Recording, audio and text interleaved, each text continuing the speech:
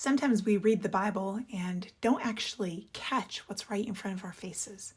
And sometimes we might see behaviors and tend to write them off as things that happened in the culture of the times, and therefore we don't actually carry the weight of the sin that is perpetuated. One of these examples stems from the story of Sarah and Abraham in Genesis chapter 12, where Abraham sex traffics his wife to Pharaoh. Now, we might try to write this off, and actually commentaries do. But Abraham sold his wife to Pharaoh and in return received goods and servants. He was paid for his wife, who had no say in the matter. And even if she initially protested, there's nothing that records that she actually had a voice in this transaction. Victims who are sex trafficked often find themselves so beat down that they can't even see straight anymore.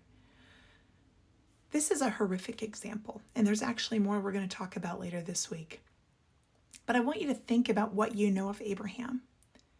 It tells us over and over that he was faithful. He followed God. He trusted in God. He believed in God. And yet we had this atrocity in his life. There's actually several examples of atrocities in Abraham's life. And yet he's in our chronicles of faith. Why? How do we justify this in our minds? Well, we have to remember that it is God who justifies. God who understands the sin of all of us. Our sin is not less than Abraham's. We all sin. We are all guilty. We have all broken the law. But Jesus Christ paid the price to justify us so that we, upon our faith, can receive that redemption. It doesn't make what Abraham did right. We still are to hold people accountable for awful behavior that they did.